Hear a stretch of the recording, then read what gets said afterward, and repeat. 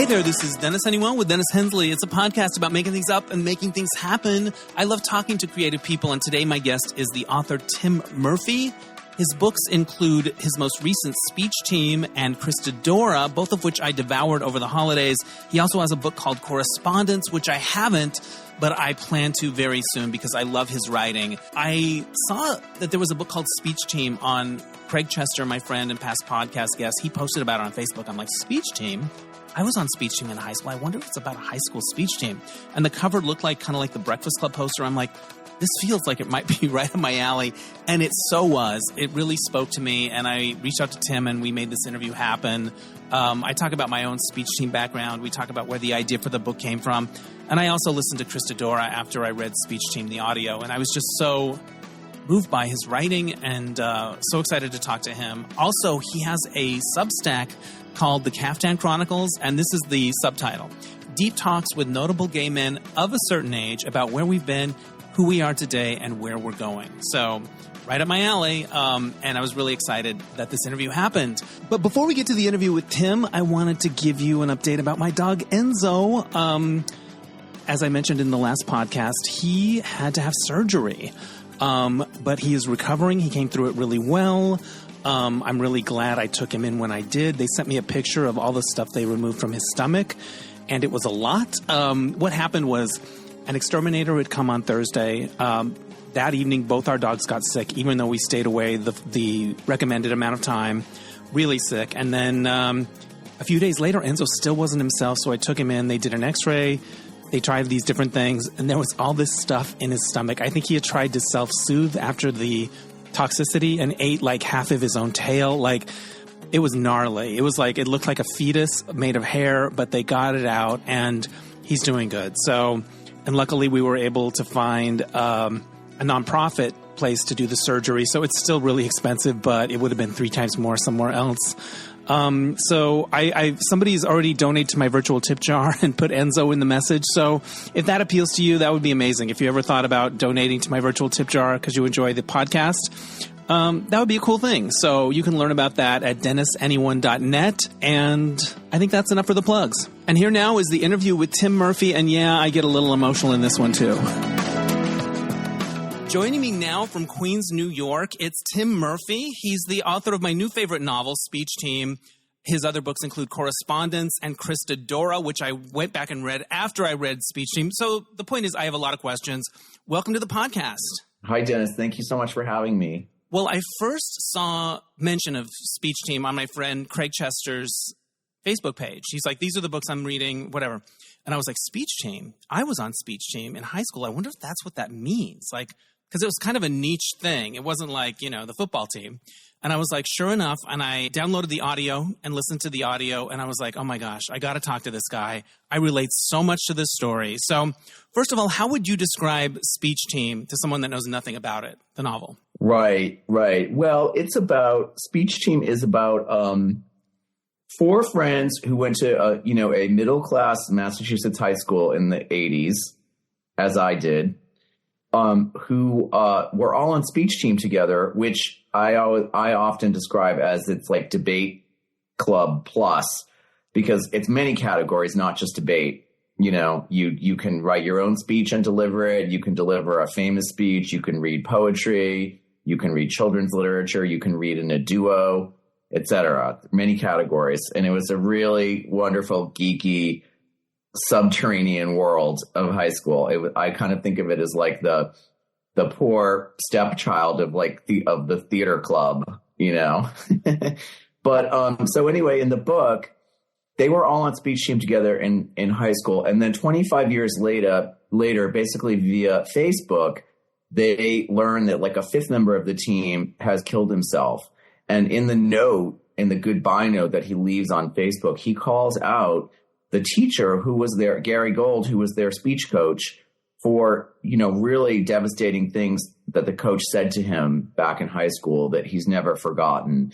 So this slowly brings the 4 back into contact with one another.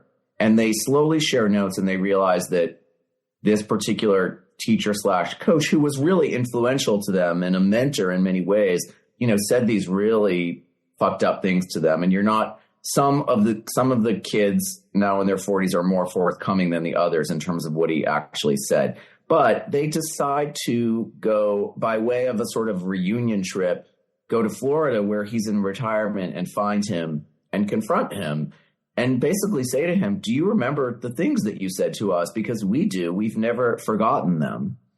So that's sort of the setup for the story. Well, it deals with how things that would happen in the 80s and before would never fly now. You could never get away with that stuff. There would be complaints. And in a way, we are so enlightened. But also, I think there was some freedom to the time we went to school that feels like it might be missing today, where maybe we got toughened up in a way that was good for us. So it's not all bad. It was like, I don't know. I feel like if you ask the characters in this book, this fucked up thing happened to you. It stayed with you all your life. Would you trade it and not be on speech team if you could do it again? And I think they would all say, no, we'd still do it because of the other stuff. They loved it. Transformative for them. I mean, they were all misfits in different ways. Like before, two of them, the narrator, Tip Murray, who doesn't bear any resemblance to Tim Murphy. Wow. Author of the book by no means. He and Anthony were both gay and closeted in high school. And then also there was Jennifer, who was like virtually the only black kid in the whole, in this very white suburban Massachusetts high school.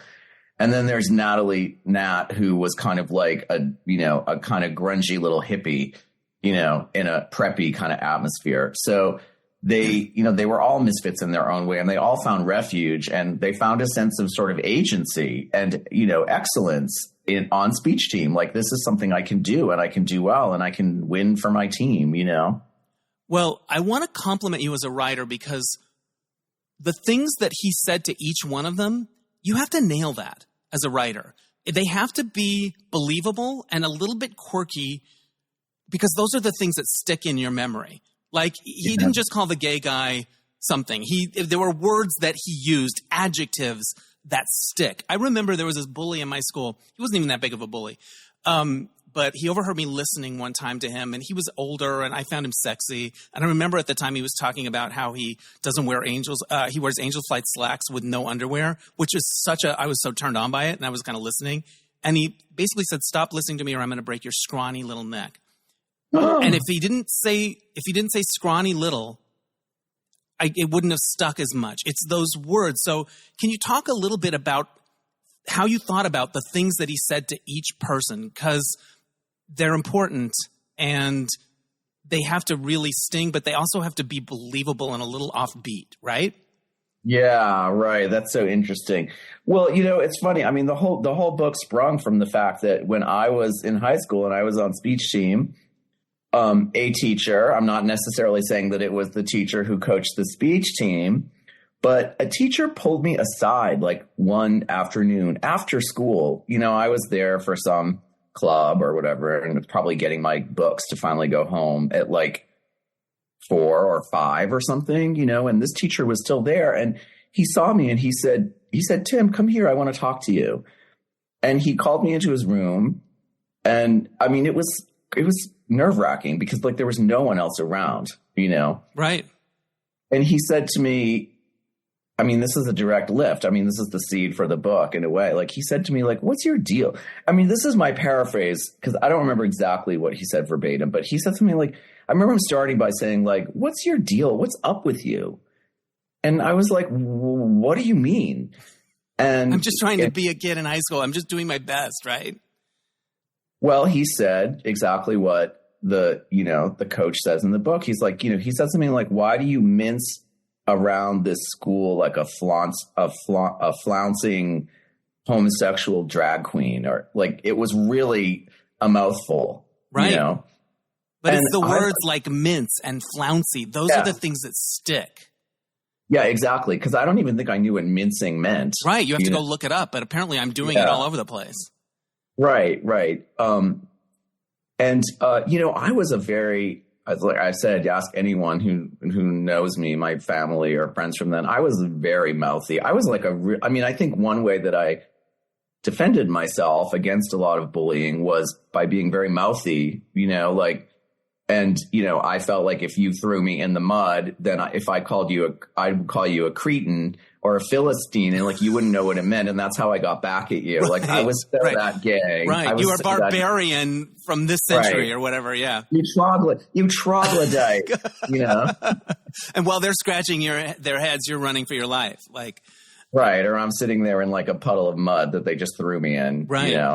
At the beginning of the school day. And that was sadly, that was a sort of a not atypical day.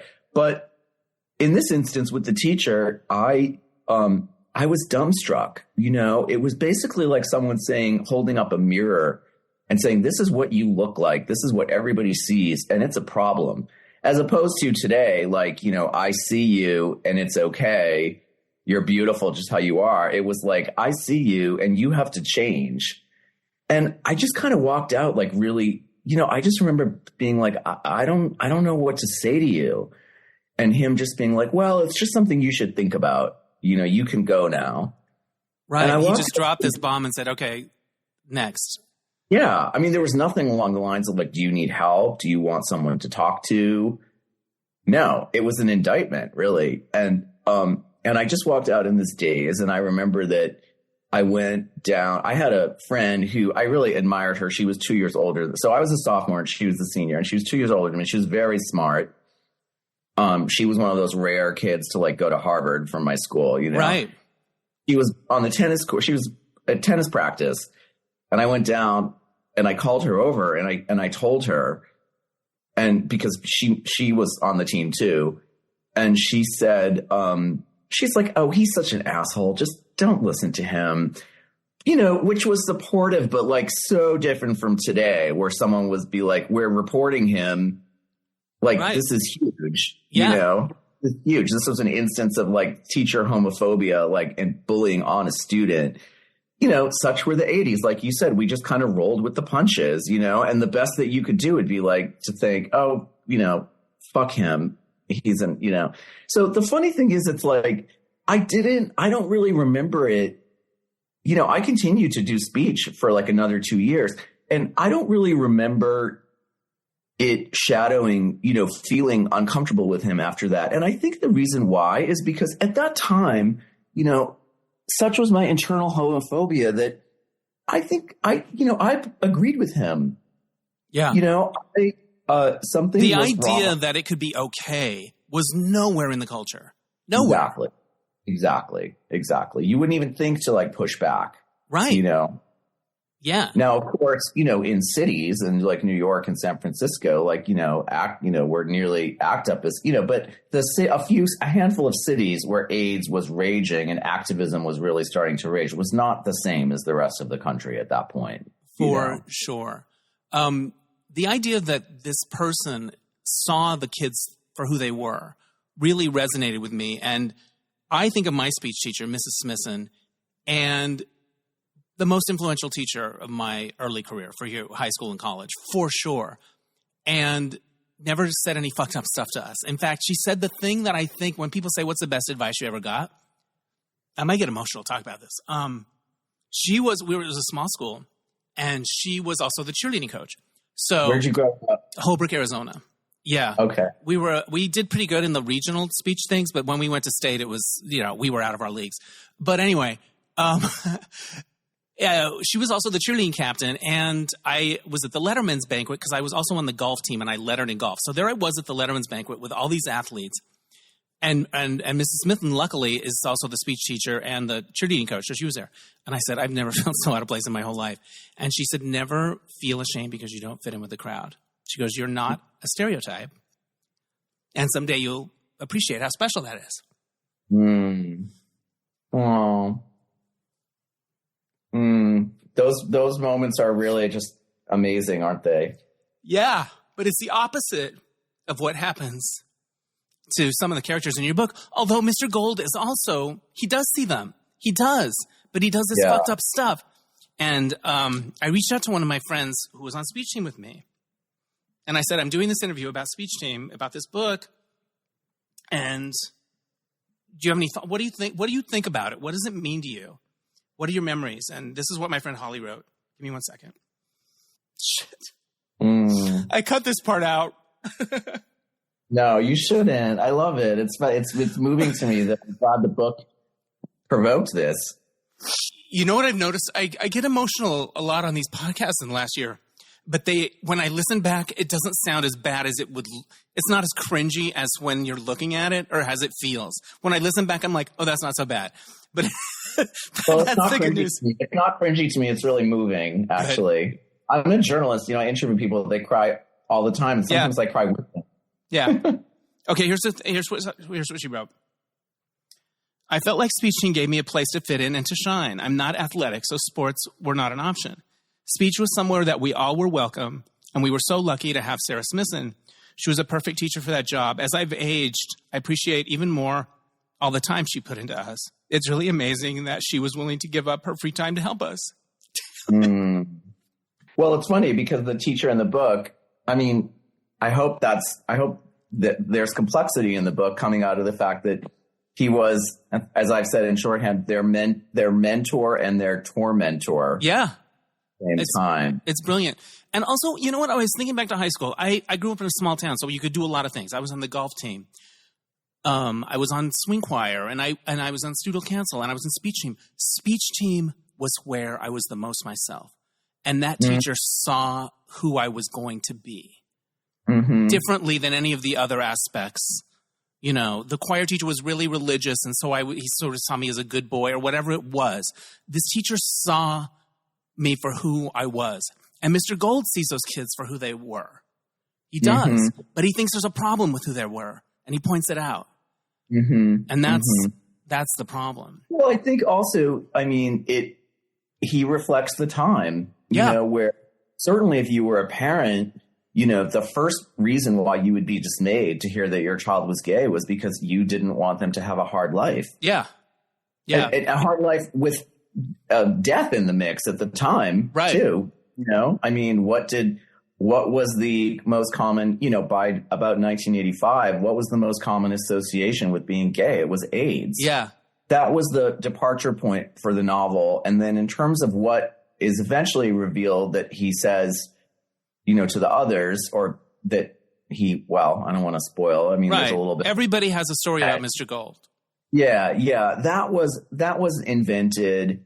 And, to your point, I had to sort of think about what would feel, rather than just sort of a generic racist comment or something like that. Like what would he have said, as a character, as a person? And so I wanted each one to be a bit odd, you know. You nailed that. And I think it's important because all of the characters hinge on that thing that he said. They haven't been able to let it go. So I thought the choices of words and the anecdotes and how they came up and how they emerged, I thought that was really well done on your behalf. I struggled a lot with I say this is a novel about small T trauma, because even as I was writing it, I was aware that I was sort of dialing up maybe. Well, it's funny, actually. I worried that readers would say, oh, it's preposterous that they still are hurt over this so many years later. And some readers have said that. They were like, oh, when I finally learned what he said, I didn't really think it merited how much it impacted them. But so many other readers have said, just like what you shared, they vividly remember something really loving and nurturing, or something really devastating and hurtful that was said to them by a parent or a teacher when they were a child or a teen. So I kind of feel like there's, what I hit on, there's truth in that, because it's many people can point to a moment like that in their lives. Right. And we all have small T trauma. Maybe we don't all have big T trauma where we survived a tsunami or horrible abuse or whatever, but I think we all relate to those little things that stick. Maybe we shouldn't let them stick, but they do. Right. And they're there underneath, There's a line that you wrote about when Mr. Gold tells Tip, don't be so flouncy, Mincy. If it's not okay with Mr. Gold, then it really isn't okay. Because he was the one that got them. He was the nerd haven. And if he didn't get them, then it really wasn't okay. Let's talk fun stuff about speech. Okay, I did humor and drama. What was your thing? I did several. I think the first one I did was children's lit. Interesting. We didn't really have that. I did this. Oh my God. I did Rumpelstiltskin, and my brother to this day still, does his imitation of me doing it with my like really, really bad Cockney accent, Well, and my Boston accent, that I still had at the time, as I talk about in the book. But after I did children's lit, well, I won't bother with the I did the category where you read someone else's speech. I wrote my own speech at least once. I did original oratory. Yeah, oratory was like not that many people. That wasn't the fun one. Yeah. I did. What was your oratory about? Do you remember? My oratory was about how I'm so crazy thinking back on it. It was about how kind of like the spirit, the mid 80s, it's all about materialism and greed and everything, right? Right. So I did my oratory and how like the spirit of the hippies of like 20 years ago was coming back through like Bob Geldof and like USA for Africa or some bullshit, some right. very 14-year-old analysis. Right. Well, oratories, what I remember about them, I was never drawn to that. But there was always like somebody's story, like they would do anorexia nervosa or something. And the end would be, and that girl was me. And they would always get first out of six.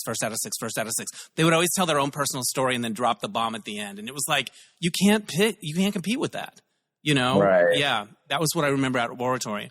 But when you did drama, that was like a cutting. We used the word cutting. Did you guys say cutting? We did a cutting. Like I can excerpt. Yeah. Like I'm going to do a cutting from Neil Simon's California Suite. Was that a thing? Yeah. Well, I remember we did a cutting from the climactic courtroom scene of The Crucible. Right. And we did The Crucible as a one act. And what I remember is the flat falling on the girl that played Abigail, literally falling, bam, knocking her out. Like, wow. I think that was God's way of saying, maybe we weren't cut out for that material. But The Crucible was a big one. But when you would do drama, you would do an excerpt from a play and you would play all the characters. So you would turn one way and use one voice. Exactly. And I did California Suite, I think. And then Saturday Night Live published a book of sketches. Like it was kind of a scrapbook, but there were scripts. And if something were published, you could do it. And so I did like the Coneheads. I kind of did well with that for a while. But I think my biggest triumph, and I want to hear yours, there was I did a cutting. I think it was a play. A cutting. I did for drama. I did Night Must Fall by Emlyn Williams, which is the character's like a crazy person and maybe a murderer, I think is what I remember. But here's what I remember. I don't remember the name of the character, but you always had to do an intro, right? You had an intro and then you would set up your thing. And I would say the guy's name is Morgan Smith. In Night Must Fall, Morgan Smith is insane. And I would kind of do it like a crazy person. And I was like, that always killed. And I still remember to this day, like, that was a solid choice. Insane. Like, I get a little crazy in my eye and I feel like it served me. And then you would kind of bow it at the end, right?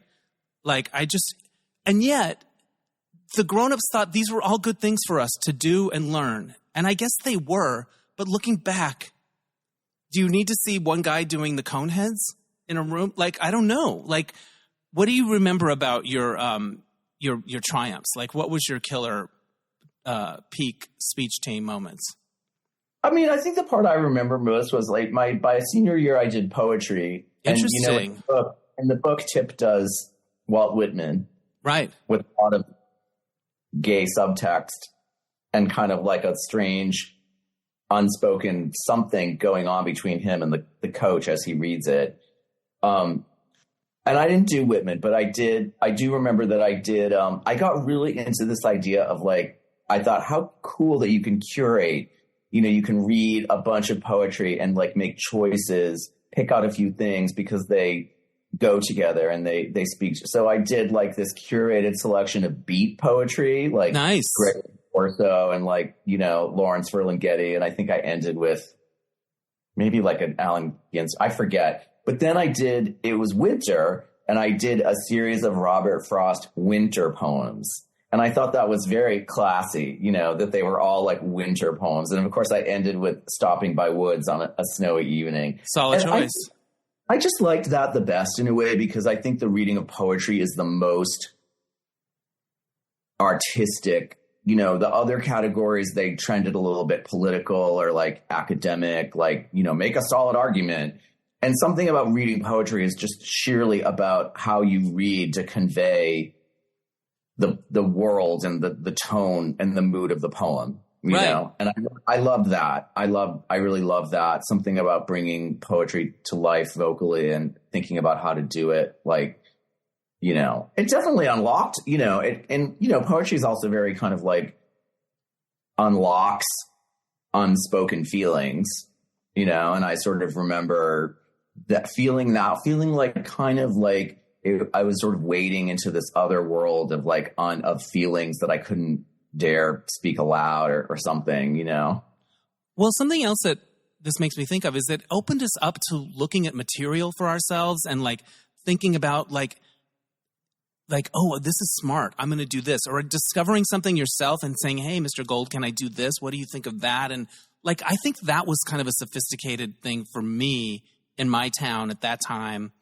You know, thinking about like, oh, that would make a good cutting for speech or whatever.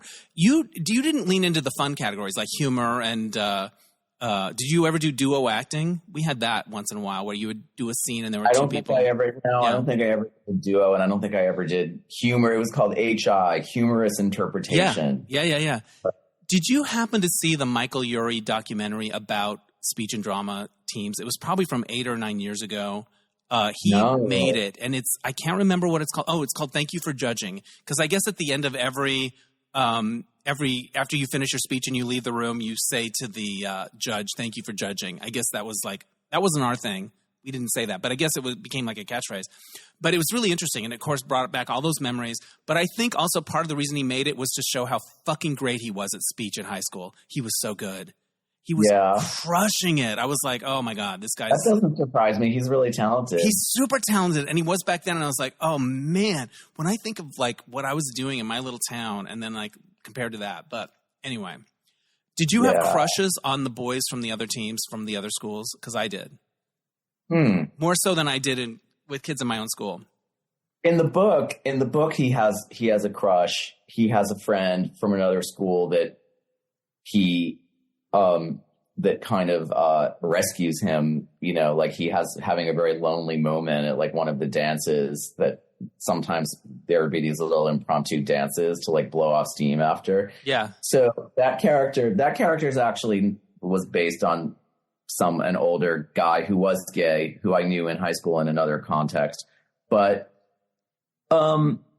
that's a really good question. I mean, well, yeah, I do remember there was this. I mean, he went on to become a very important person in like the Obama administration. Sexy. I didn't have a crush on him. I remember that we would compete against like these very, you know, like these private schools. Right. You know, rich people. Where I'm from, the Boston area, there's a lot of, you know, these top flight private schools. Like there's a lot in that area. So we, like, you know, as I talk about in the book, speech team tournaments were a day when you would have much more proximity to like students much richer and much poorer than you. I mean, it was one of the only times I ever saw like students of like Black or Hispanic students. They were the Boston students, you know, they were the students they went to like Boston Latin, which is like the honor school, right? You know, but also a lot of these private school kids. And this guy was just I didn't have a crush on him so much as like, he was just so polished and so assured. I think I had this vibe of like, oh, this is the kind of person that like becomes president or something like that. Right. You're a little enamored. But I also remember that there was this Black girl from Boston Latin who she was so polished. She was so elegant. I was sort of in love with her, like in a non-sexual way, just because she just was so sophisticated and polished in her delivery, you know? Well, what it was the misfits of every school coming together to be themselves. Like, it was kind of like that's, I think, a magical thing. It was a nerd fest. It was a nerd fest, a certain kind of nerd fest. Really let your nerd flag fly. One of the things I appreciated about your book, and I've written a couple of novels that aren't dealing with as heavy of things like this, but I tend to write myself or whatever. I like that the gay guy's kind of the biggest mess. I like that he was really complicated and that part of what we're following is him sort of growing up a bit. Can you talk a little bit about why that was important to you? Yeah. I mean, for one thing, I mean, they're all in their early 40s in the book, right? Right. So in some ways not to say that I'm like perfected and like, perfected whatever, not still a work in progress now at 54, but I was drawing a little bit on how I felt around turning 40, which was maybe still much more to work out than I thought, that kind of came to like bite me on the ass. I think by 40, I thought that I was over the messiness of like when I was around 30, but there were things that were unaddressed, and I got a little messy again, like with drugs right around when I turned 40. And that was a real turning point, a bit like, well, I don't want to spoil, but when I was like, okay, Tim, you're 40 now, it's one thing to like it's not so cute anymore. 30, like you really have to. And that was a real turning point in my life, because I think for the first time I asked the question, like, what do I really want from my life? As opposed to like what I think I should and should not be doing. Like I should not be a mess. Like, I'm like, what, it's like, what do you really want? What do you want the rest of your life to be like?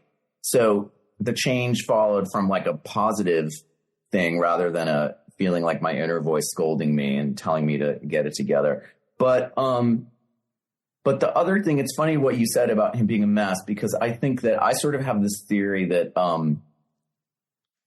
not all women, but a lot of women like gay men to the point that they see them as like a clever elf, that helps them pick out their clothes. And they don't have their own problems. Yeah, and they don't really want to see a darker, more broken part of us. And what's been really interesting about this book is how it, I read Goodreads. What can I say? Right. But I know how many women Tip is whiny, but I note how many women find him just whiny and annoying, and how many gay men are the ones. It's gay men who are saying like this book hit a deep chord. Right. I think you're looking at it because I'm my age. I'm in my late 50s. I look at it and I'm like, oh, he's caring about the wrong stuff. Like he's invested in the wrong. Like you could see yourself in it, how you used to be a little bit, and you want him to. I guess mature a bit. I think that's one of the themes of it, and he does. And he's sort of a light comes on for him near the end, and I found that very real and relatable, and I don't think it's something that I would have written, because I think I'm more like, I'm going to be in the middle and make everything else okay. Like, you know what I mean? Like, I don't know. I just admired it. I felt kind of raw and honest, and not something that I've seen a lot of. So congrats on doing that. Thanks. I mean, it's funny. I didn't really enjoy, this is the most, I think maybe since my first novel that I wrote in my 20s, this is the most, in my adult life or whatever, this is like the most kind of personal autobiographical novel. And I don't really, it's hard to explain. I don't feel quite the pride in the accomplishment of this novel that I do with the last two, which are not only bigger, but I think they go so much more deeply into characters other than one based so obviously on me. Mm-hmm. And require a lot more kind of empathy and imagination. Like I just had to work harder. And the novel I've since finished that hopefully will be published was in many ways a return to a novel where a lot of the focus was on other characters. I don't really want to write like a blatantly autobiographical novel like this again. But this needed to come out, don't you think? Like it's sure, something, I guess so. Yeah. I guess so, yeah. I think for the first time I was sort of like, well, I'm going to write a novel about what, it was a white middle-class childhood, not that. Again, it's not capital T trauma, right. But I'm going to write a novel about what adolescence was like for me and how I think it formed or misformed, misshaped like who I became as an adult. Right. But it's also very of the moment in talking about messages that we give to children, what teachers say, what they do, which is sort of come under the microscope more in the last 10 years. And in your acknowledgments, you sort of acknowledge that things aren't like this anymore as much. And thank you to the people that have moved us in that direction. And so it felt like, yes, maybe an autobiographical story that you wanted to tell, but it felt of the moment in terms of reckoning with things that used to fly and don't fly anymore. What's so interesting is that when I was writing it when was I writing this? In 2020, I think during COVID year one. But, all this horrible wave of like anti-LGBT, in schools, books, banning books, drag shows, especially trans kids, banning, hadn't happened yet. And it's interesting that I would say the difference between then and now is that like homophobia, or never even mind transphobia, because no one even knew what the hell that was at the time. But homophobia then was more casual, I think, in the sense that, the idea of a lot of people out in the world being openly gay was an abstraction, like it didn't really exist. So when you were mocking it or being homophobic, you were almost being homophobic about an abstraction, right? Whereas today, there a lot of progress has been made. Yeah. There's a lot of, and the queer community and their allies have a lot of clout, and have managed to change policies and change laws. So the homophobia today is more like a backlash to progress, whereas then it was kind of like, well, what racism was like before the civil rights movement, it was cruel, but it wasn't focused on trying to obliterate or set back something that was finally starting to like move forward, Right. I was wondering if you would read a passage, because I love your writing is it's not overly florid or anything. It just lands. And it's like, oh, that's the perfect adjective. I just love the way you write is my point. And also this gets a little bit at what we're talking about, is that Tip's pissed off. Like I thought of after I read this passage, I was like, oh, that's some Velvet Rage shit right there. And, oh my God, I was just going to mention the Velvet Rage. Right? Yeah. And so this is from about page 21. Tip is trying to sort out why he wants to go confront this man with his old classmates. Want me to read this part? Yeah, I would love it. I'm trying to find. Okay, so, and then I thought of Gold in happy golf club retirement these past many years. He likely never spent a day thinking about what he'd said to us. He likely didn't remember at all. How profoundly unfair that the three of us, the recipients, should live on with those remarks, but not him, their author. I could destroy him, Anthony had said. Did I want to destroy Gold? Is that what I was out for? And then I leveled with myself. Gold was the least of it. I wanted to destroy all of them. For every faggot spat in my direction, every slap upside the head, every trip up in the hallway, every load of books and notebooks pushed out from under my arm, every classroom crack about sucking dick or taking it up the butt that teachers had only clucked over but never really put a stop to, every terrified sprint home from school only to round the bend and be cornered, every snowdrift or mudslick I was made acquainted with, every dreaded stomach-in-knot Sunday night or last day of summer for nearly a decade. Then, once it was ostensibly all over, being left with that churning pit of fear, panic, and rage underneath a thin veneer of adult self-possession, then falling apart. I couldn't find all those boys. Most of them, I didn't even remember their names. They were a blur of harsh mass accents, flannel shirts that smelled like cigarettes and pot, mullet haircuts and work boots, Iron Maiden and Judas Priest blaring out of their car radios, ragged laughter that faded as they drove off, me still on the ground, playing dead until I knew they were gone. I couldn't find them all, but I could find Gold. Certainly not to destroy him. That was going too far. But I'd realized that I'd like to at least watch his eyes glass over, as ours had, to perhaps see one tear well and drop as it dawned on him that his words had stayed with us for life. And I wouldn't leave until I heard the words I wanted to hear. I am so sorry. And even then, I resolved I might not fully forgive. That was our prerogative, and we could lord it over him as long as we chose, casting the same shadow over his golden years, Sunshine State idol that he'd cast over our tenderest years. The best. Oh, God, you're such a good writer. But also, I listened to the audiobook. And I remember listening to that part and I'm like, holy shit. Like there's some Velvet Rage stuff here. And I got, like I talked about the scrawny neck thing. I did not get bullied that bad I grew up in a small town. You know, if you had one bad day with somebody, it blew over. And so it sounds like, did you have experiences that were like what you just read about? Yeah, it was awful. Damn. Really awful. I mean, I didn't even really come to identify it as really like damaging trauma until, you know, well into my adulthood. But I should also say, you know, that it was complicated because that part of my life coexisted with popularity and success.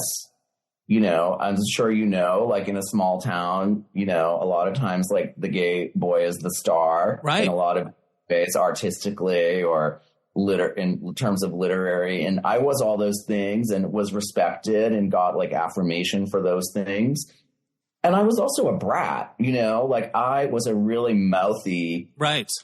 I had a really toxic mouth. So, you know, it was a confusing period of both like kind of affirmation and humiliation, you know, for me. And I think that really just, you can come out of that feeling very entitled and like a victim at the same time. And they're both true. Right. You know?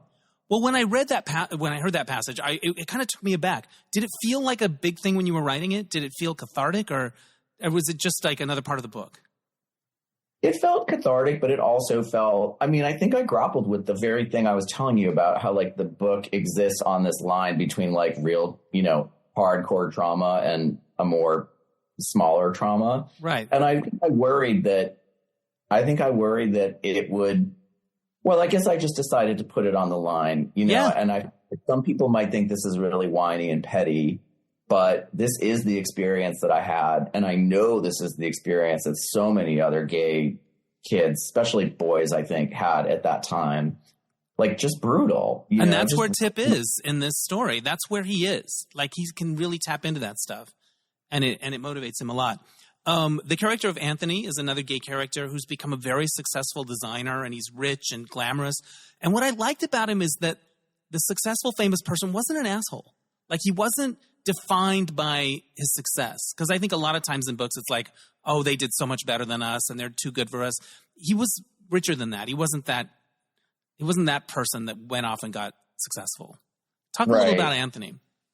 Well, Anthony was so fun to write. You know, I would say that if I took my own self and like split it into two characters, it would be Tip and Anthony. Like Tip is the mess who's always getting in his own way and sabotaging himself. And Anthony is, maybe he's aspirational for me, or I should say Anthony is the very like the disciplined side of myself that has stuck with writing like all these years, you know, out of some base belief that, you know, something would come out of it. Right. Wow. So he was so fun to write because like, he's such a stereotype of a certain kind of a gay that has a perfect looking life, you know, that has a trainer, you know, he's that. He knows exactly what clothes look good on his body and like the shoes. Well, he's completely transformed himself. Yeah. You know, like he even talks in like a deeper voice than he did when he was, you know, in high school. So he was so fun to write because for him it was all about how soon, you know, it's will that facade come down, and you know, will you see the core, or how soon will it happen? Yeah, you know? and what's behind that facade? That scene where he and Tip reunite, yeah. You know, first time in many, many years was a really fun scene to write. Yeah. I also appreciate Natalie. She's in a place where her ship hasn't really come in terms of like money and setup. And I think a lot of people relate to that. Like you're looking at your old friends and they've got the, you know, the nice house and the careers and whatever, and you're still like trying to find yourself. I think I related to her as well. There's sort of like 4 levels of material success, right? Like yeah. You have Anthony top with this very glittering Manhattan life. You have Jennifer, who has a comfortable, prestigious professorial life. You know, she lives in a nice liberal suburb in Jersey. You have Tip, who I guess is kind of like, you know, sort of trudging along, very middle class, with a deep sense of, that life owed him more than this. Right. And then you have Natalie, who's really struggling, literally, to like make ends meet. And I related to all of them. Jennifer is the African-American character. And at one point you talk about Tip saying, it never occurred to me to think about what it would have been like for her to be like one of the only black kids in that school. Like he never had that thought. I grew up in northern Arizona, so there were a lot of Native Americans in our school, like that lived in a dormitory from the reservation. And we got along fine and all of that. But it never occurred to me to think about what their experience was like or to think about them, to put myself in their shoes at all. I wasn't mean to them. I didn't judge them or anything like that. They were there, but it never occurred to me to think about what must that have been like for them. And so I related to your book in that way as well. I had the same experience too. I mean, there were very few like kids of color in my school, and there were also very few Jewish kids. I mean, they were really just a handful. And another thing that sparked the book was that right before I started writing the book, I ended up having coffee with this friend from high school who I had literally not seen her since we graduated. But she lives, she moved back to New York. She had moved to our town from New York City. She was way too cool for our town. Right. He dressed how Madonna dressed in 83, 84, lots of, that kind of cool, punky ragamuffin look. And she was also Jewish. And it never, so when I met up with her, she said, oh, you wouldn't believe how many anti-Semitic, things were said to me when I moved there. And she said, I was shocked because I was coming from like this very Jewish place where it just wasn't a big deal.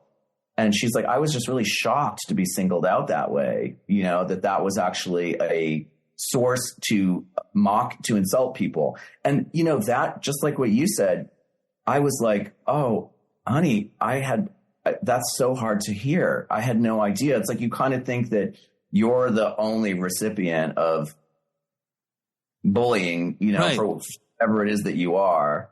And so I thought about, just like you said, I never really thought about what it was like for other people. Yeah, I look back and I'm glad that I wasn't a dick, but I really never thought about what that must have been like. I probably could have been nicer.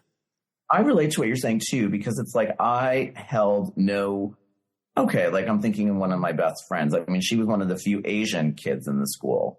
I never thought twice about that, but I also never thought about what that was like for her. Right. And probably hearing, I won't do them, but the way you can put your hands up to your eyes. Sure. All that stuff. Right. All that stuff, I mean, she probably casually heard that stuff and just stuff like that. You just really don't think, as he says in the novel, he's like, kids are stupid. Like teenagers are stupid. Like we think we're so smart, but so much is going right over our heads and we don't realize it until years later. Yeah.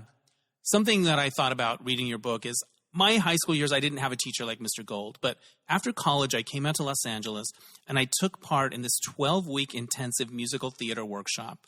I think it was called the American Academy of Musical Theater. It was sort of prestigious. It was at the Dorothy Chandler Pavilion. You went 5 nights a week and they would have like audition night and you would audition and they would be brutal and be like, whatever.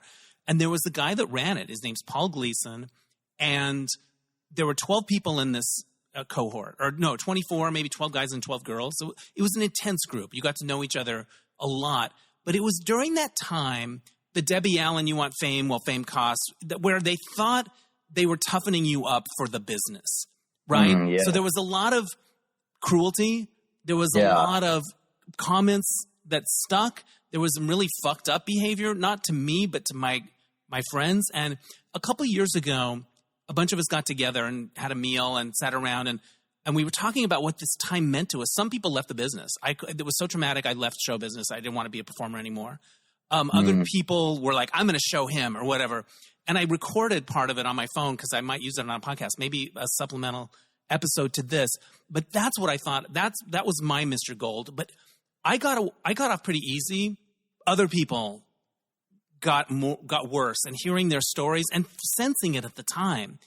I just think that this idea that they're going to toughen you up and be cruel because that's what it takes and you have to suffer for your art. Like, I don't think that's cute anymore. Right. Thoughts? Did you get this in the world of writing? Was there people that thought if they were harder on you, that you would do better? They were preparing you for the cold, hard world? I mean, I do remember the very first paper I turned in college.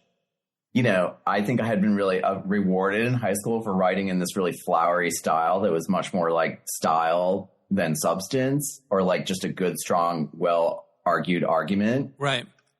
And this professor just eviscerated it. You know, he was like, a bunch of like flashy phrases does not a thesis make. You know, he's like, you need to learn how to like identify a thesis, a main idea, and like follow it all the way through. And he gave me like a C+. But the thing is, I've even told that story to my own students because I've taught fiction a little bit in recent years. You know, I mean, I'm glad he did. It was a cold slap in the face, but I'm glad. And, you know, to your point, I think that it's tricky. I think everyone these days who's in some position of authority or instruction is trying to walk a line between how do I be honest in a constructive way, but not say those things that you pointed out that are so devastating and might really well just like push someone away from the field forever. Right.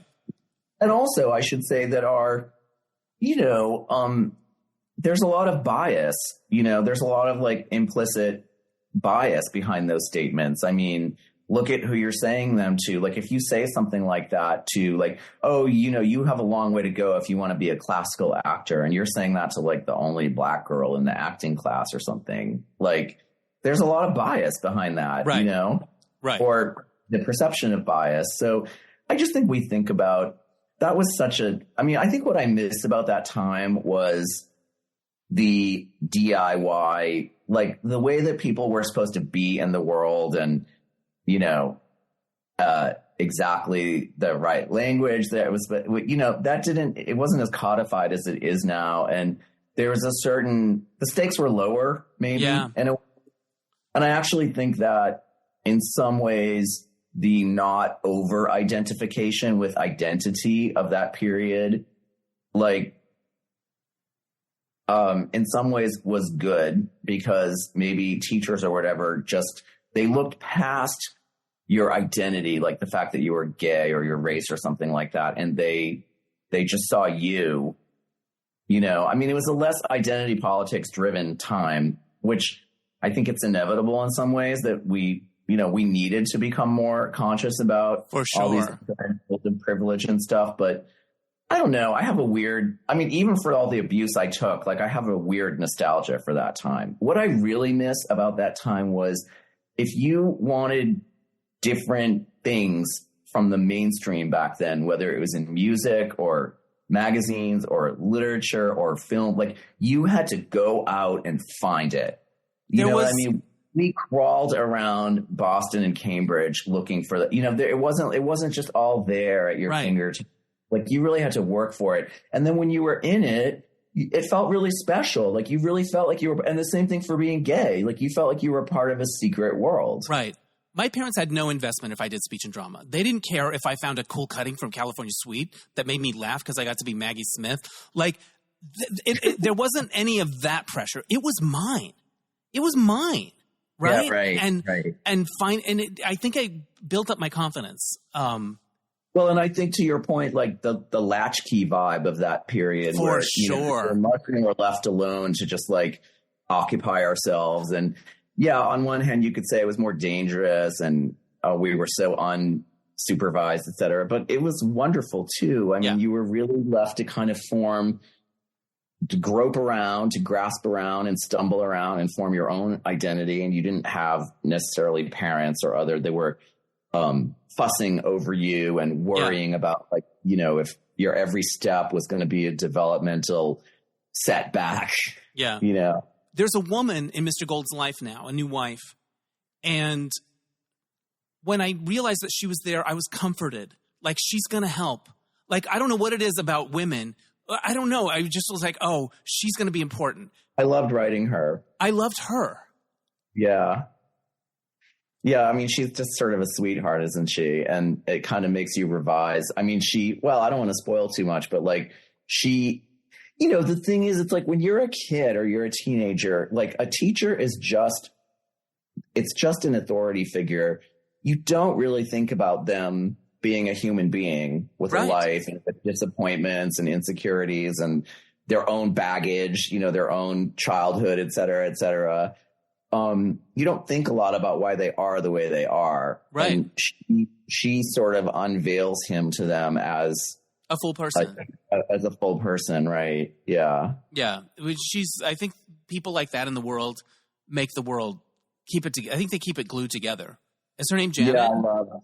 Yeah. Janet, I love Janet. Janet keeps the world glued together. So after I listened to Speech Team, I went back and read Christadora, and I had bought it when it came out, but I hadn't read it yet. And you know why I bought it? I think Andy Cohen posted about it. Does that sound right? Yeah, he did. Yeah, I saw that, and I bought it, and then I just never got to it. You know, books pile up.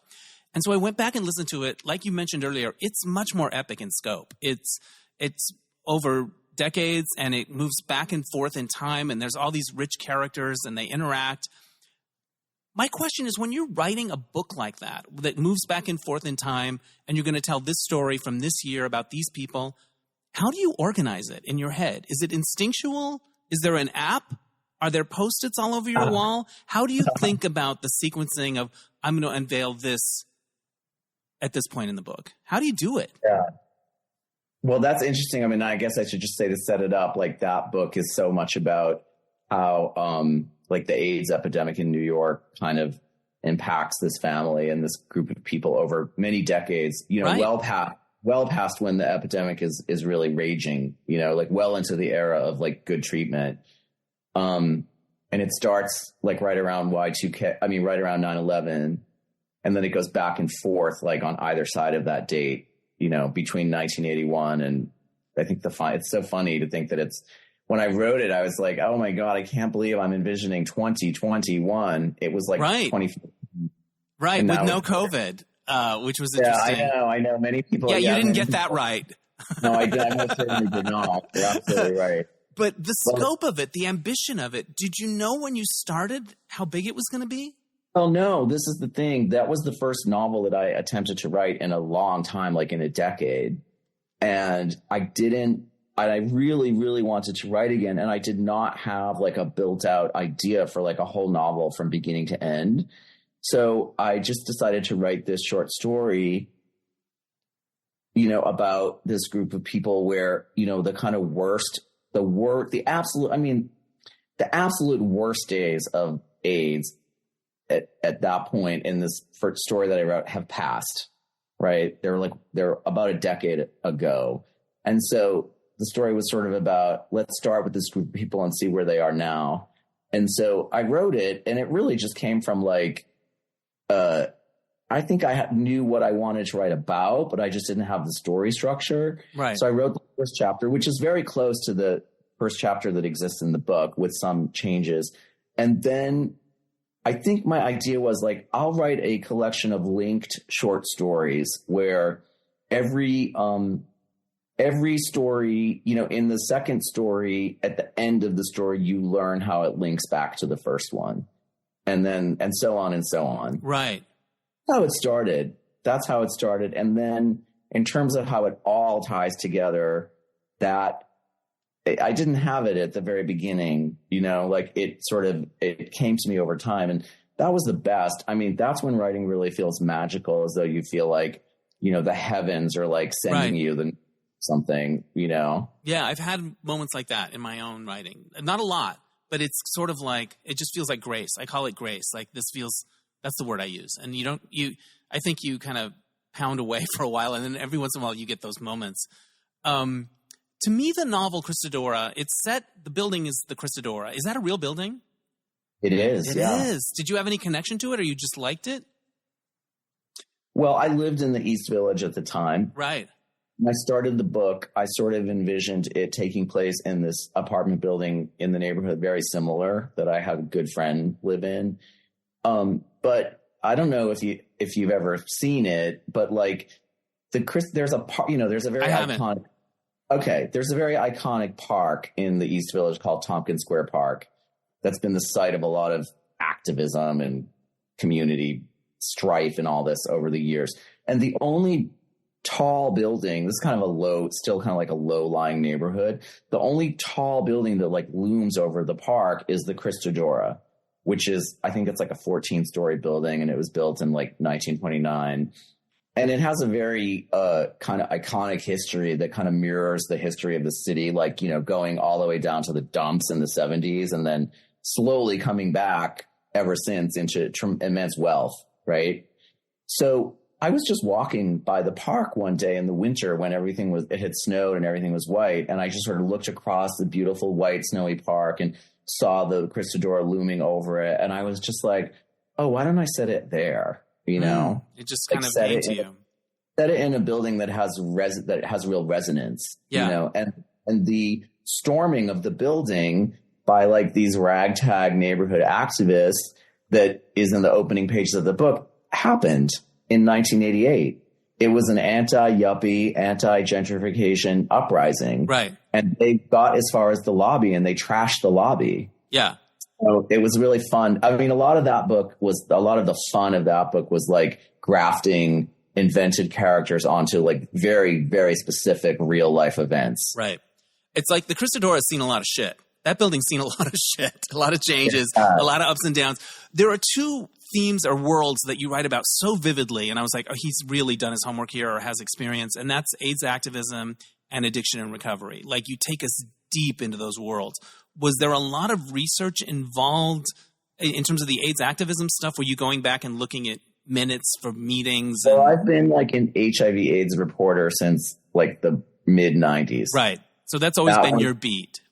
Yeah. So I knew that timeline really well. Right. I mean, did I do a little research just to make sure I was right about something? Like there's an event where Elizabeth Taylor shows up and everyone's excited and like, I was like, I bet that's I real. invented that. Well, she was at that conference. Right. Like I bet she was there. I bet it's plausible that happened there. The particular scene I wrote where she speaks to a small group, I made up, and it was really fun. Amazing. I watched a lot of videos of her at that time, and she does seem very kind of woozy, like she's on a lot of medication or something. Interesting. So that was really fun trying to capture that. No, and then in terms of addiction and recovery, I mean, I have been very open about the fact that like I have my own long history with that. Well, Hector, one of the characters, he's really at the forefront of AIDS activism in the beginning, and then he ends up really struggling with trauma and loss and addiction. And oh gosh, I felt for Hector. And he ends up in Los Angeles, and he goes to this church. And can I tell you, Tim, I just was a mess listening to that whole passage. I might have been in public. I was just sobbing. And I want to go visit that church now and just look at it because I'm probably driven by it. I don't know. It's a modern church, right, in Los Angeles? Yeah. It's the Church of the Angels, I mean, you're right. It is a real church. And when I wrote that chapter, that was very funny. I mean, it's very funny writing in the Google age. Well, it's so funny because you go like, oh, that AIDS Act, that was really fun to write. Like these are, it's like ripping my heart out. And so like, that was a delight. That was a blast. I like the theme. I'm glad you're enjoying it. I'm glad you're having fun. I don't know if fun is the right word, but maybe, you feel like you're writing on different layers at the same time. It feels meaningful and rich and you're touched by something. Yeah. But it's funny though, because in the Google age, you can basically like walk a neighborhood online. Oh, wow. And, at that time I had actually spent much less time in LA than I have since. So a lot of writing, a lot of it was like researching and sort of looking at the map and what I knew about LA and looking at the map and being like, okay, this cataclysmic, this really kind of like cataclysmic scene, like where does it happen in LA, and then where does he go from there, like how does he get from A to B to C, and where would he land, and was and I mean, I know what you mean. It's a really dark and like there's a redemptive moment. It's a moment of grace and like breaking down, and it's very powerful. But I want to drive by that church and think about it because I was really struck by it. I understood reading your book more than I ever had about the appeal of addiction or certain kinds of drugs, how they feel, what they take away. Like I got it more than I have. I'm not familiar with that world. It's not part of my story, but I understood it more in a very vivid, visceral way. Like, oh, that appeal, why somebody, the characters that struggle, why they do. if there's a theme from Christadora that I took away, and maybe this is what you intended or not, it's that the price you pay when you don't tell the people in your life the truth about things. You know, there's a few people that hold on to things because they don't want to upset something, or they don't have the courage, or maybe it doesn't feel like they can. But there are things that people could have said along the way. It might have been ugly for a while, but the way they compounded, that's something that I think about when I think about that book. Is that something that you were interested in exploring? Yeah, definitely. I mean, some of those things are choices on the writer's part are like plot furthering devices, sure, right? Otherwise, we'd wrap it up in 1987 or whatever. But yeah, like they're plot furthering devices. And I think some people have pointed out about, people have said about that book, like, why didn't so-and-so just tell so-and-so about so-and-so when, and all this could have been avoided? And it's true. I mean, I think you have to, they're plot devices, but they have to be plausible as well. Well, you believe them and you relate to them. Like, it's sort of like, the price. I think of Millie and I think of Mateo in this. Like, they both had things they could have said that might have made their journeys easier, but they couldn't do it. And you understand why they can't. There's a character named Drew in your book who's a writer, a female, and she moves to LA and she gets a little woo-woo. She gets a little gratitude-y, and I love all that stuff. And I really feel like it helps life. And I feel like she's doing okay. I feel like the woo-woo is serving her. Any thoughts? Well, I really loved writing her because she's a mess and a drag on people around her at the beginning of the book. And she, over the course of the book, gets the opportunity to redeem herself in some very substantial ways. So, I liked writing her. That book was, I just don't know. I really took my time with that book. Really let myself. Yeah. As opposed to any sense of like, I want to get this done in 6 months, like with Speech Team or something like that. I was returning to writing after a decade, and I really took my time with it. And I think that just like everything, all the ideas in that book, like were percolating with me for a very long time. And I think it's sort of like an unusually rich, thing that I wrote. I mean, I actually don't know if I could ever quite hit that depth of feeling in that book again, because it's composed of a lot of things that I was just sitting on for a really long time, And I remember it got a lot of acclaim when it came out. Was it an exciting time? Because it has this sort of really large scope, and you've got Andy Cohen talking about it. What was that time like when it came out? I mean, the honest thing is like it wasn't, and it still isn't, and nor have any of my books been like. This is the one that's going to change my life. Well, you mean in material terms, yeah. In terms of sheer volume of sales and like the money that none of them have. I mean, that's really rare for a writer. Yeah. I mean, it's rare and special to be published in the first place. And it's even more rare to like have a bestseller. Yeah. That's one of the reasons I do this podcast, is one of the biggest themes of it, like what it means to be a creative person, the ups and downs of it. How do you keep going? And you alluded earlier, like, to this journey that you're just like, I'm fucking going to be a writer. I'm doing this. Where are you at with it now? How do you think about it? How it fits into your life and your identity? Well, just that. It is my life. I mean, I guess I've been lucky that I've all been able to make my living as a writer, as a journalist. Right. So, I don't know what it would be like if, my bread and butter job was, like, say, a teacher. Like, I had to go to a public school every day. I mean, I might be so exhausted and wrung out from that like I didn't have the time to write, and as it is, whether I'm doing bread and butter writing or creative writing, it's all just sitting at home with the laptop, so I think I've kind of learned to like juggle and like toggle between the two. Right. But I do feel that way. I mean, I just feel lucky to have been able to like make a decent, not an insane living, but like a decent living, like doing what I love. And and just hope to keep doing it. Like, I really, really love writing novels.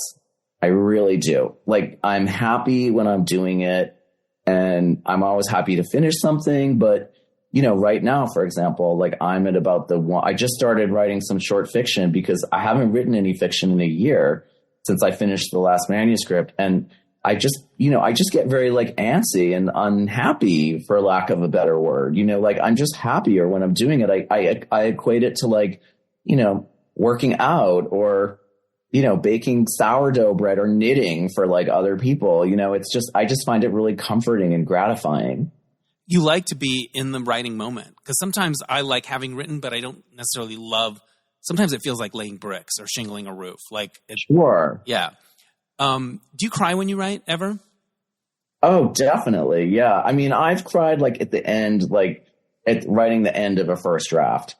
And it's partly just out of like, I can't believe I did it, you know? But I mean, it's also occasionally been like the very end of Correspondence. Like, I have to go back and read. I haven't read that one. Yeah. I hope you do. I'm in. I was reading your book. I'm like, I hope he's able to keep doing this.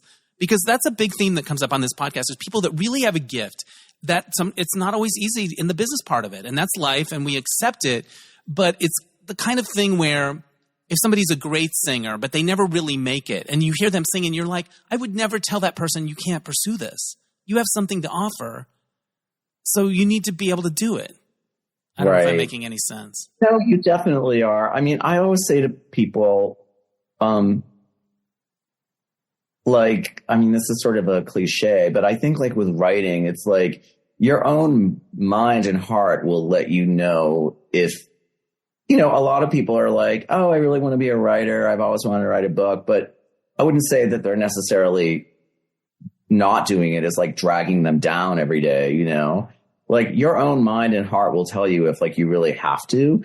And then if you really have to for your own personal satisfaction, that really kind of deprioritizes the outcome. Yeah. You know, I mean, you get published if you're successful, great. But ultimately you're doing it because you have to, you know, not because you're banking that you're going to have a hit. Yeah. The characters in Christadora, a lot of them are artists. Was that important for you to write about people that are trying to do kind of like what you and I are doing and creative people, as opposed to it's a family of bankers? Was it important? Right. Was that resonant? I think that book is so based on having lived in New York for 30 years and like you know, all the characters are blends of like people I know. Yeah. And my friends are writers and artists of some kind. And, you know, and even though the main couple in the book, they're kind of affluent, you know, they're kind of already privileged. Like, a lot of these people in my life, including myself, you know, are writers and artists that aren't independently wealthy and haven't gotten wealthy from their work, but you just find a way to make a living and make it work so you can keep on doing what you want, whether it's like you're constantly applying for grants or applying to go to, you know, residencies or like a writer's colony or, you know, stuff like that. So you can take 6 weeks off from working. Yeah. And just your creative work, you know? So I kind of wanted to capture that in the book. I mean, yeah, they sort of have like a safety net, a familial safety net, but they're both teachers, you know, like they both teach art in like the public schools. They're kind of like, you know, to me, they're kind of like real working artists. Right. In New York. And this is a conversation I have a lot with a lot of friends of mine who are musicians, writers, filmmakers, whatever. It's like, is it always going to be this hard? And the answer is yes. And are we going to keep doing it? I guess the answer is yes. Like I think when you're starting out, you think it might get easier at some point, and it doesn't really.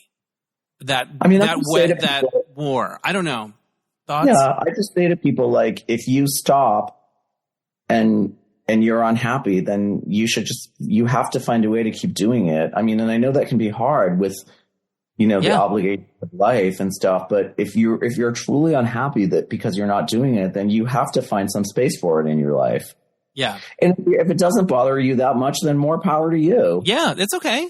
There's no, you know, let it go. It's all right. It's fine. Right. Yeah.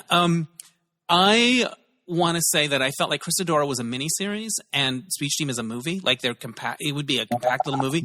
And then I thought, wouldn't it be fun to get the Brat Pack together to play Speech Team?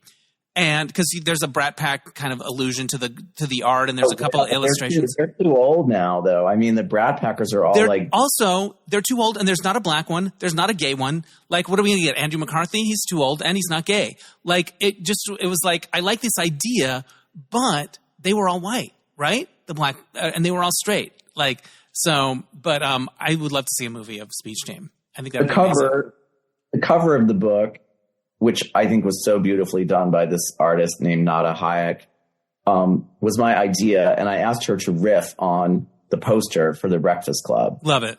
If you look at it, they're kind of sitting in a blob. Yeah. Similar to, but I love that Jennifer is basically where the Molly Ringwald character is. Same kind of body language. Amazing. Headband. Just great. Great. So we're going to wrap it up. Where can people find these books? They're everywhere, right? Anything else? Oh, your Substack. Talk to me about your Substack. Right. Well, I'll just say the books, the ones we've been talking about are Christadora. Yes. Correspondence. And the newest one is Speech Team. And, you can find it on Amazon, or you can, if you want to be more supportive of the independent bookselling world, you can buy it on bookshop.org. Yeah. And hopefully... I listened to Speech Team and Christadora on audio, and they're both great. But the Christadora, they have all these different voices. Yeah, they did amazing. Such good performers. They did a great job with it. I should say the audio for Correspondence and I picked the guy who did Speech Team. Oh, he did a great job. It was fun to hear different voices I know. in relation to the characters. Yeah. Correspondence has two readers as well, reflecting like the two main characters. But yeah, I also do, on Substack, this new-ish platform. Yeah. Writers, I do this platform called the Caftan Chronicles, and it's once a month I do like a very long interview with a gay man who is almost always like about 60 or older. Not always. Sometimes they're as young as me, like, early 50s. Right. But for the most part, they're 60 or over. And it's like, as we were talking about earlier, like it's about capturing, these bits of gay pop culture history that are kind of fading away. For example, like International Male, the catalog. Of course. That was so fun to talk to the gay guy who was the creative director of International Male in the 80s. Right. And I think it's also about, I love talking to other gay men about, like kind of especially older ones like Gen X and up, about our lives and like our inner lives, and, we had a different coming of age experience than queers who are 20, 25, 30, very different. Like, I'm very fascinated by aspects of like our era that are really beloved to them, like the Golden Girls, like that's fascinating to me. I mean, in a way, how can you not love the Golden Girls? It's like some of the bitchiest, funniest writing ever, but it's always interesting to see like what stuff from our era, like Madonna and Mariah Carey, for example, has carried over, and like what stuff falls away. Right. Have they seen Xanadu? I don't know. Maybe they haven't. Maybe they don't care. Yeah. They have. Well, Dennis, this was amazing. This was amazing. I have one final question for you. What's the most vivid memory you have of being on Speech Team? It's probably when I went to like the nationals, like with that smart girl that I told you about on the tennis court. She and I went to nationals, and it was like, it was almost like my first time on a plane. Like I was like 15, and the nationals were like in Dallas or Houston or something. And it was just so exotic to me to be with like it was the first time ever I was with these kids from like all around the country. And there was a dance, I remember, at this thing. And I remember, I don't know if you know, like the Phil Collins song, like Susudio. Oh yeah. There's a girl that's been on my mind. Yeah. I met this girl, like we just became really close on that brief trip. We became like buddies, and I just remember being at this dance with her and like, and just loving, it's Phil Collins, kind of cheesy, but I kind of love that song. It's so synthy and pop. You know? For sure. Dancing with her. And I don't know. I think it was just very exotic to be that far. That was really far away from home for me at the time. I had barely been on a plane, Yeah. And you were there because of your excellence. because of your thing. You know what I mean? It wasn't like something your parents pushed you into or anything like that. You did it. It was fun. Yeah. I love speaking. We have to support that for the kids. Yeah. Thank you so much, Dennis. This is really fun. I'm glad you enjoyed it. Your work really moved me. And, if you have those days where you're like, ugh, nobody cares, I can't do anything. Like, know that there's somebody that's like, waiting for the next thing. Thank you. That means a lot. All right. Really do. All right. Take care. Okay. Bye-bye. Bye.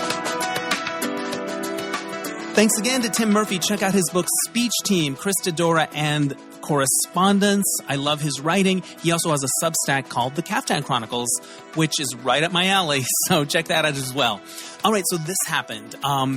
It is early January still. This may come out a bit later, but my friend Tom Goss and I had our annual dream board making party. It's our third year in a row. Tom Goss is a singer-songwriter. He's been on the podcast, and we're friends. He has a great studio space down in Inglewood, and we invited folks. I got some poster board and some glue and some scissors and some magazines, and we did this thing. And I've been into doing these for a while. I've talked about it a lot on my podcast, and it's a little woo-woo, right? But I get very practical. Sometimes I put very easy things on there. I find it is something that makes me feel excited about my life. And I think that is not nothing. I think that's a cool thing. And I was touched by the people that came and what they shared. And when people finish or at a certain point they want to share, they may do a little presentation and say, hey, I want to go to Barcelona. And one guy was like, I want to go to Mazatlan for the eclipse. And I'm like, what eclipse? And so I learned about there's an eclipse. And I don't know. I just found the whole exercise really life-affirming and a great way to start out the year. A couple of my friends, Felix and Robert, didn't cut out stuff from magazines. They drew all their stuff, and they're both really gifted artists. I'm like, wow, you can draw these things? They were crushing it. So that was cool, and I was trying to think about why it's meaningful to me. I put them over my toilet. I kind of take a lot of time and cut out a lot of pictures, and I save stuff throughout the year. I think it makes me feel excited about my life, and I put some easy stuff on there. Like I put Mean Girls, the movie musical. I'm going to go see that in the theater. It opens in a week. I think I can do that. I think it's going to happen. The other image I put on there is Nicole Kidman in the AMC commercial, specifically when she's walking down the hall with the numbers behind her, and she gets this little twinkle in her eye, like, what's next?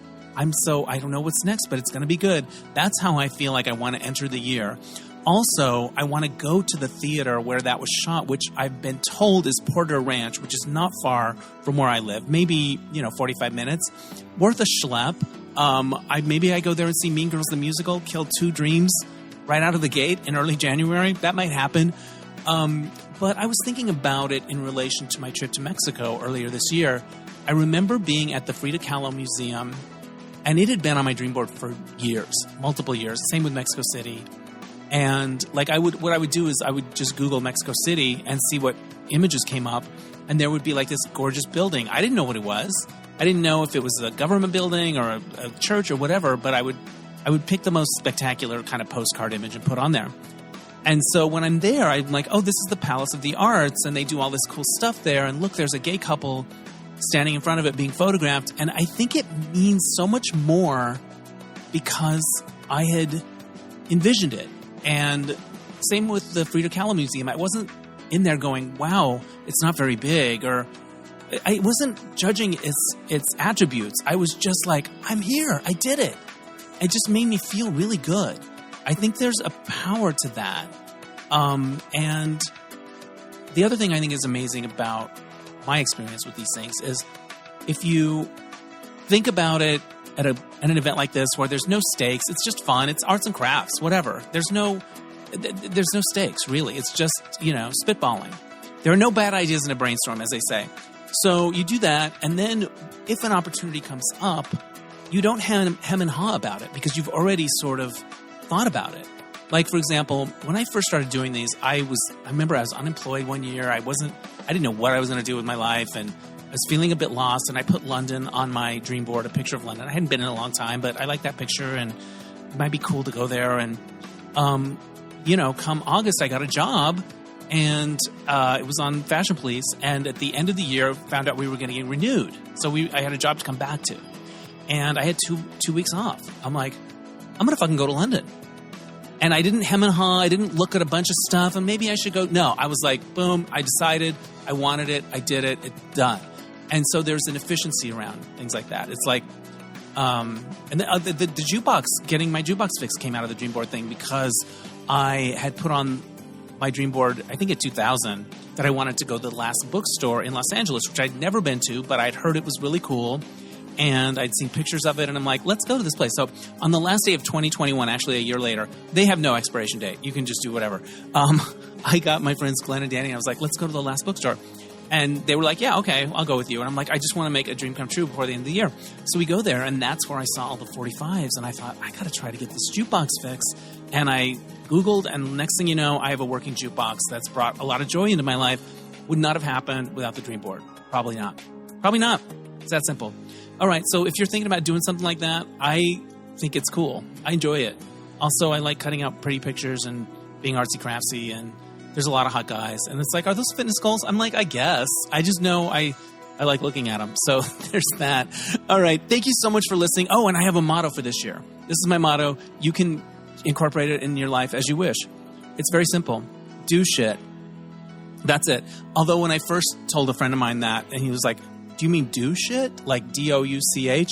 And I was like, you know what? I think I do. I think I mean both. Do shit and do shit. So there's that. All right. Thanks for listening. I want to get a plug in for the Mismatch game coming up February 10th at the Renberg Theater back here in LA. It's going to be amazing. We've got Willem back. Hasn't done it in a long time. Drew Droege. Who else? Daniel Gaither is doing it. We've got Lori Tatuian's going to do Fran Drescher, who she's never done before. Chris Pudlow is back as Pee Wee Herman. First time since Pee Wee passed that we're going to have him in the mix. And Danny Casillas is Reba Arriba. So it's going to be fun. And the center told me that they're doing some special event around it with donors or something. The point is, it might sell out. So if you're interested in going, don't lollygag. Get those tickets. Put it on your dream board.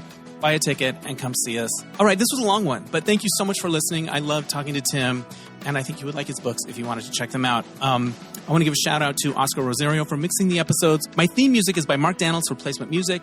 We'll catch you next time on Dennis Anyone. Do shit.